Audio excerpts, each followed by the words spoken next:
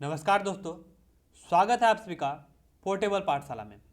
आज हम लोग डिस्कस करने जा रहे हैं 20 मोस्ट इम्पोर्टेंट स्टैटिक जीके के क्वेश्चन, जो कि काफ़ी इम्पोर्टेंट है आने वाले एग्ज़ाम ग्रुप डी, एनटीपीसी और अन्य सभी एग्ज़ाम्स के लिए, क्योंकि स्टैटिक जीके का प्रश्न हर एग्ज़ाम में पूछा ही जाता है। पर हमारा फोकस सबसे ज़्यादा एनटीपीसी एंड ग्रुप डी पे है, तो उसी को देखते हुए हमने ये सारे प्रश्न को रेडी किया है। तो वीडियो अंत तक देखिएगा और वीडियो कैसी लगी हमें ज़रूर बताइएगा। तो चलिए पहले प्रश्न को डिस्कस करते हैं। पहला प्रश्न है, कौन निम्नलिखित में अल्प अधिकार की परिभाषा के सबसे करीब है? तो इसका राइट आंसर बताइएगा। इसका राइट आंसर है ऑप्शन नंबर ए, सिगरेट उद्योग।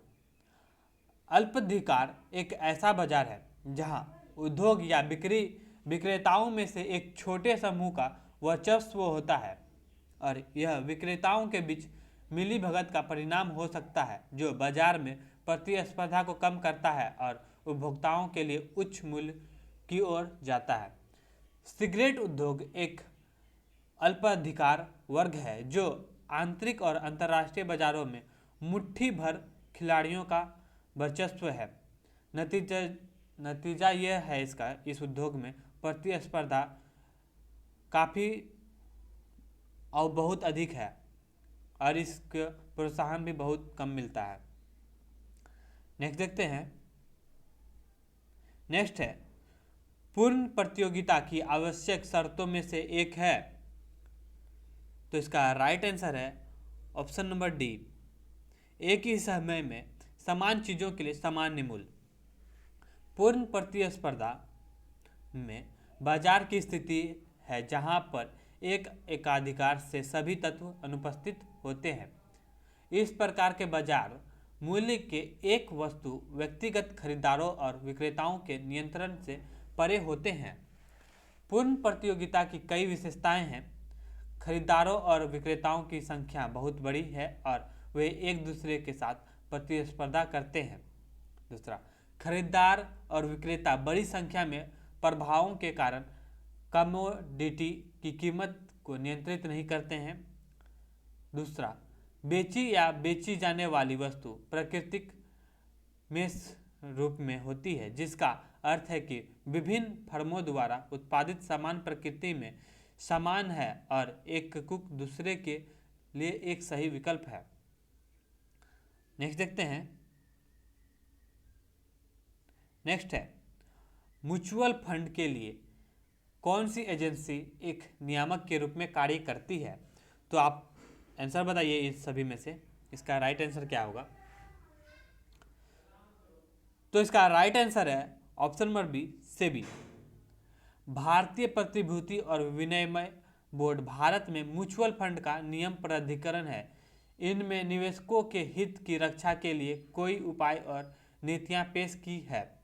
सेबी जो है, इसकी स्थापना वर्ष 1996 में भारत के म्यूचुअल फंड के लिए एक समान मानकों को निर्धारित करने के लिए मुद्दे पे की गई थी, और सभी म्यूचुअल फंड को सेबी के पास पंजीकृत होना आवश्यक है। और सेबी की स्थापना 12 अप्रैल 1988 को हुई थी।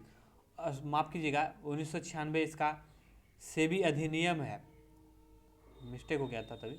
सेबी की स्थापना 1988 में की गई थी और 30 जनवरी 1992 को सभी अधिनियम 1992 के माध्यम से वैधानिक दर्जा प्राप्त किया गया है। और सेबी का मुख्यालय मुंबई में है और इसके अध्यक्ष हैं अजय त्यागी। नेक्स्ट देखते हैं। नेक्स्ट देखते हैं। नेक्स्ट है, इंपीरियल बैंक ऑफ इंडिया की स्थापना किस वर्ष हुई थी? तो इसका राइट आंसर बताइएगा, इनमें से कोई एक है। तो इसका राइट आंसर है ऑप्शन नंबर ए, 1921। 1921 में इंपीरियल बैंक ऑफ इंडिया की स्थापना की गई थी, जो कि जनवरी का मंथ था इसमें। और यह 3 प्रेसिडेंसी बैंकों को एकल बैंकिंग इकाई में विलय करने के माध्यम से बनाया गया था, जिसमें मिलाए गए थे बैंक ऑफ बंगाल को, जिसकी स्थापना 2 जून 1806 ईस्वी को हुई थी। और फिर बैंक ऑफ बॉम्बे को भी इसमें सम्मिलित किया गया था, जिसकी स्थापना 15 अप्रैल 1840 को की गई थी। और मद्रास का बैंक जो कि 1 जुलाई 1843, इन तीनों बैंक को मिलाने से इंपीरियल बैंक ऑफ इंडिया की स्थापना की गई थी। यह भारतीय उपमहाद्वीप में सबसे पुराने और सबसे बड़े बैंकों में से एक था। 1935 में भारतीय रिजर्व बैंक की स्थापना की गई थी और इसे केंद्रीय बैंक के रूप में कार्य करने लगा। फिर इसका मुख्यालय जो है ये बॉम्बे स्टेट भारत में है। और यह 1955 में, यानी कि ये जो इंपीरियल बैंक ऑफ इंडिया है, इसको 1955 में बदल कर इसका नाम भारतीय स्टेट बैंक यानी कि SBI के नाम से जिसे हम लोग जानते हैं, स्टेट बैंक ऑफ इंडिया कर दिया गया 1955 ईस्वी में। नेक्स्ट देखते हैं। नेक्स्ट है, निम्नलिखित में से कौन सा विधायिका का काम नहीं है? तो इसका राइट आंसर बताइएगा। इसका राइट आंसर है option number B, budget. Budget जो है ये विधायिका का काम नहीं है। विधायिका का काम है कानून बनाना, बजट को पारित करना और कार्यपालिका पर नियंत्रण करना, ना कि बजट बनाना। तो बजट जो है ये वित्त मंत्रालय के आर्थिक मामलों के विभाग द्वारा तैयार किया जाता है। समिति का प्रमुख वित्त मंत्री कार्यपालिका का हिस्सा होता है। बजट वार्षिक वित्तीय विवरण है जिसमें भारत सरकार की अनुमानित प्राप्तियां और व्यय शामिल होता है। संसद वित्तीय मामलों में कार्यकारी पर नियंत्रण रखती है। हालांकि बजट के अधिनियम के माध्यम के अनुनय के विनियोग से पहले नियंत्रण होता है। विधायिका का प्रथम कार्य कानून बनाना है। इसमें कानून बनाने की विशेष शक्तियाँ शामिल है। नेक्स्ट देखते हैं। नेक्स्ट है, सामाजिक अनुबंध सिद्धांत को प्रणेता कौन है? तो इसका राइट आंसर बताइएगा। क्या इसका आंसर होब्स है, लोको है, रूसो है? तो दोस्तों इसका राइट आंसर तीनों के तीनों यानी कि ऑल ऑफ दीज, सारे आंसर इसके सही है। सामाजिक अनुबंध सिद्धांत का विचार थॉमस हॉब्स, जॉन लोके और जीन जैक्स रूसो द्वारा स्थापित किया गया था। उन सभी की अलग अलग व्याख्याएं थी, लेकिन मूल विचार एक ही था। सिद्धांत बताता है कि लोग एक ऐसी समाज में रहते हैं जो एक समझौते के साथ व्यवहार के नैतिक और राजनीतिक नियमों को स्थापित करता है। समितियां समझौतों का परिणाम होता है और सामाजिक अनुबंध यह तय करती है कि लोग और सरकार एक दूसरे के साथ कैसे बातचीत करते हैं। सामाजिक अनुबंध नियम कानून समझौते हुए हो सकते हैं या बोलने के लिए कक्षा के दौरान हाथ उठा सकते हैं। सामाजिक अनुबंध समाजों के सुझाव के लिए एक मूल्यवान ढांचा प्रदान करता है, जिन्हें इन तीनों ने तैयार किया है। नेक्स्ट देखते हैं। नेक्स्ट है, किस संविधान संशोधन द्वारा दिल्ली को विधानसभा प्रदान की गई थी? तो इसका राइट आंसर है, बताइए आप लोग। इसका राइट आंसर है ऑप्शन नंबर बी, 69 यानी कि 69वां संशोधन के द्वारा दिल्ली को विधानसभा प्रदान की गई थी। नेक्स्ट देखते हैं।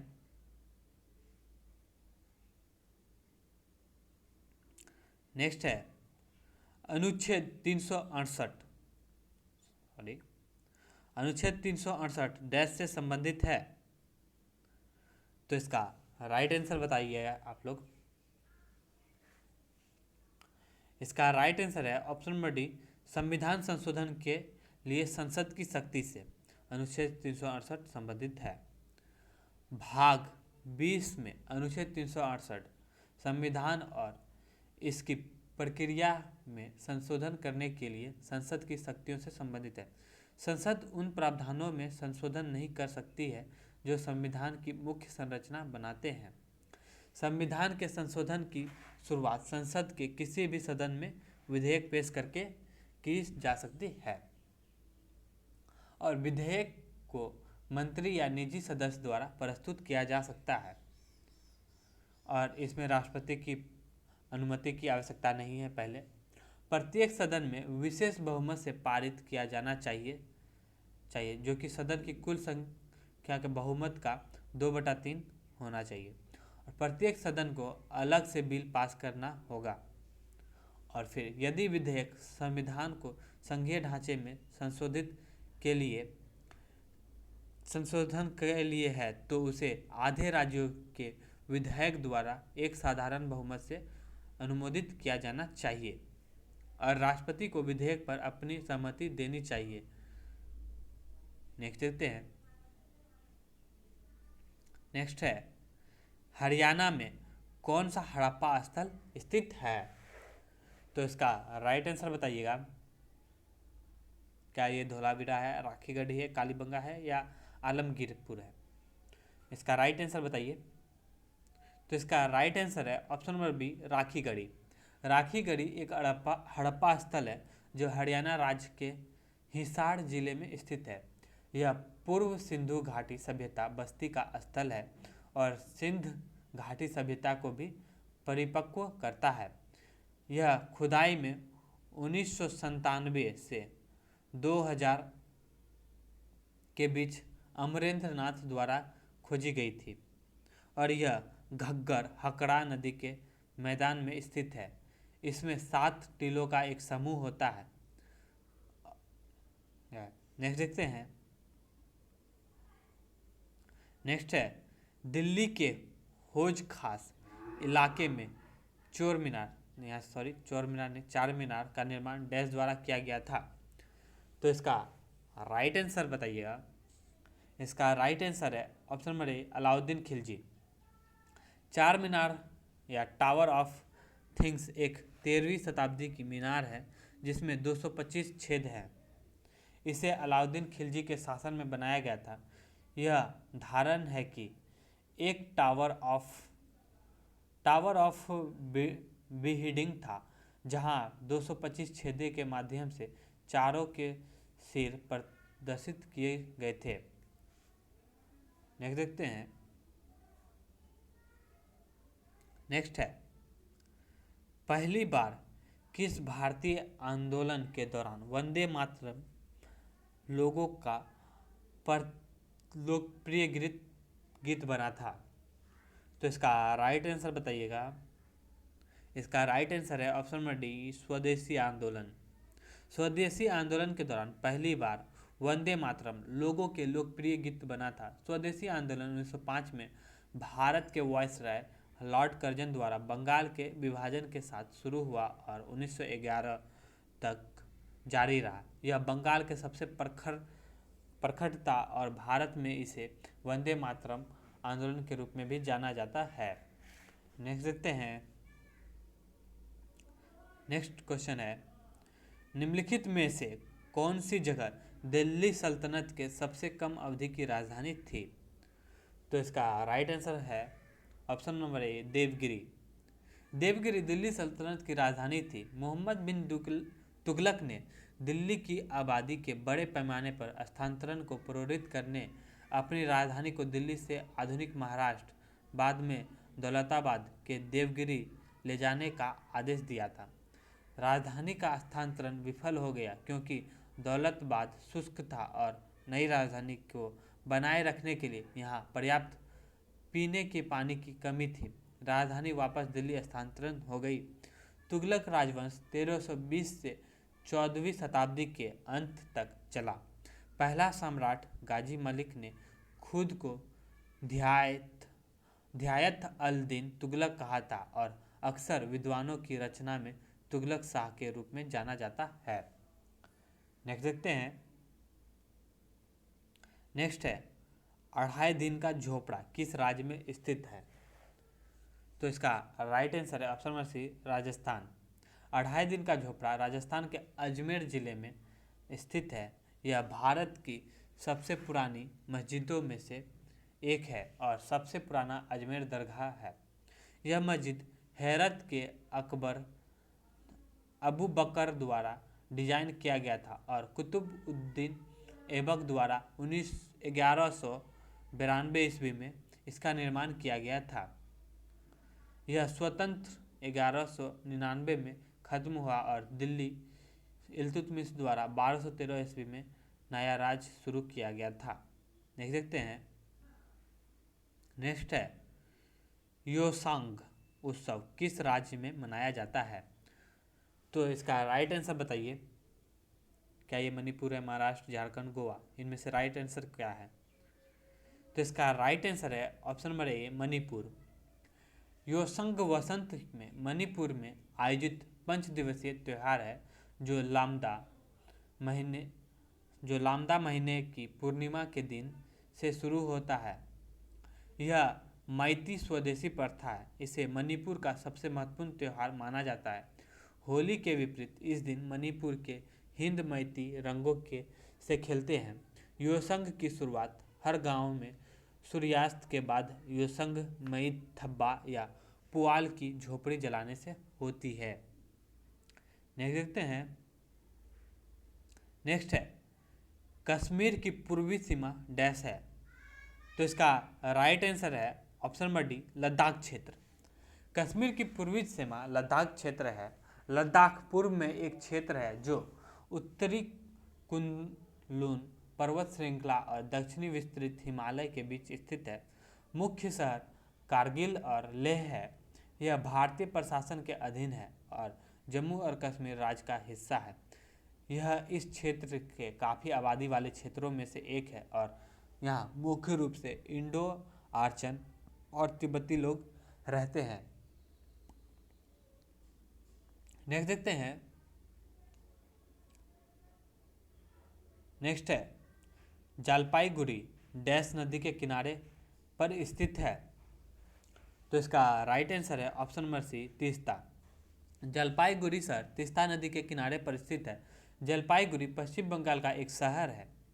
पश्चिम बंगाल से तीस्ता नदी सिक्किम से होकर बहते हुए बांग्लादेश और फिर बंगाल की खाड़ी में जाकर गिरती है।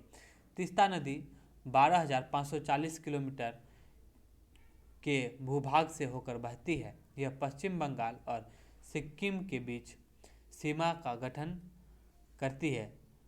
यह भारत में दार्जिलिंग जिले और रेंगपो, जलपाईगुड़ी और शहरों से होकर गुजरती है। यह फुलचारी में बांग्लादेशी जमुना नदी में मिलती है। नेक्स्ट देखते हैं कौन सी भौतिक विशेषता सिंधु और गंगा नदी के घाटियों के बीच एक जल विभाजन के रूप में कार्य करती है? तो इसका राइट आंसर है ऑप्शन नंबर ए, अरावली चोटी। दिल्ली चोटी, जिसे अरावली चोटी भी कहा जाता है, सिंधु और गंगा जल निकासी प्रणालियों के बीच जल के विभाजन के रूप में कार्य करता है। इसी तरह मध्य पाषाण काल के दौरान राजमहल पहाड़ियों और मेघालय पठार के बीच मालदा अंतराल क्षेत्र के नीचे की बहाव ने गंगा और ब्रह्मपुत्र प्रणालियों को बंगाल की खाड़ी की ओर मोड़ दिया। शिवालिक की पहाड़ियाँ, जिसे चूड़िया की पहाड़ी भी कहा जाता है, बाह्य हिमालय की एक पर्वत श्रृंखला है जो सिंधु नदी से भारतीय उपमहाद्वीप के उत्तरी भागों में फैली हुई है। उसके बाद विंध्य पर्वतमाला। विंध्य पर्वतमाला पश्चिम मध्य भारत के पर्वत चोटियों, पहाड़ियों, श्रृंखलाओं, ऊंची पहाड़ियों और पठार के विस्तार की एक जटिल असंत श्रृंखला है। नेक्स्ट देखते हैं। नेक्स्ट है भारत का एकमात्र सक्रिय ज्वालामुखी बैरन द्वीप कहाँ स्थित है? तो इसका राइट आंसर बताइएगा। इसका राइट आंसर है ऑप्शन नंबर ए, अंडमान द्वीप समूह में। भारत का एकमात्र ज्वालामुखी अंडमान द्वीप समूह के बैरन द्वीप में स्थित है। बैरन द्वीप अंडमान द्वीप पर पोर्ट ब्लेयर से लगभग 135 किलोमीटर उत्तर में अंडमान सागर में एक भारतीय कब्जे का क्षेत्र है। यह एनएस मात्र ऐतिहासिक रूप से सक्रिय ज्वालामुखी है जो सुमात्रा और बर्मा के बीच फैली हुई है। 354 मीटर ऊंचा यह द्वीप एक ज्वालामुखी का उभरता हुआ शिखर है जो लगभग 2250 मीटर की गहराई से निकलता है। 19वीं शताब्दी में विस्फोट के दौरान और हाल ही में 1991 में लावा प्रवाह कालेड्रा के अधिकांश हिस्से को ढकता है और पश्चिमी तट के साथ समुद्र में प्रवेश कर गया है। एक देखते हैं, नेक्स्ट है, वर्तमान में विश्व के कपास निर्यातक देशों में भारत का स्थान क्या है? तो इसका राइट आंसर बताइएगा। इसका राइट आंसर है ऑप्शन नंबर बी, दूसरा। वर्तमान में भारत दुनिया का सबसे बड़ा कपास उत्पादक और दूसरा सबसे बड़ा निर्यातक है। 2018 से 19 में संयुक्त राज्य अमेरिका दुनिया में कपास का शीर्ष निर्यातक बन गया था। इस अवधि के दौरान अमेरिका कपास उद्योग में निर्यात की मात्रा 3.21 मिलियन मीट्रिक टन थी। टेक्सास संयुक्त राज्य अमेरिका के कपास का सबसे अधिक उत्पादन करने वाला राज्य है। नेक्स्ट देखते हैं, नेक्स्ट है, भारत का कौन सा क्षेत्र पूर्वोत्तर मानसून से अपने अधिकांश वर्षा प्राप्त करता है? तो इसका राइट आंसर है ऑप्शन नंबर डी, कोरोमंडल और रायलसीमा। भारत कोरोमंडल और रायलसीमा से सर्वाधिक वर्षा प्राप्त करता है। तो दोस्तों, ये थे हमारे आज के इम्पोर्टेंट स्टैटिक जीके के प्रश्न, जो कि एनटीपीसी और ग्रुप डी के लिए काफ़ी इम्पोर्टेंट है और ऐसे ही प्रश्न आपको एग्ज़ाम में देखने को मिलेगा। तो वीडियो को अच्छे से बार बार देख के अध्ययन करें और इसे नोट भी कर ले हो सके तो। वीडियो कैसी लगी हमें नीचे कमेंट बॉक्स में ज़रूर बताएं अपनी राय, और अगर वीडियो पसंद आई है तो लाइक ज़रूर करिएगा। वीडियो को शेयर करें ज़्यादा से ज़्यादा, ताकि ज़्यादा से ज़्यादा लोग इस वीडियो तक पहुंच के लाभ उठा पाए। तो मिलते हैं नेक्स्ट वीडियो में, तब तक के लिए धन्यवाद।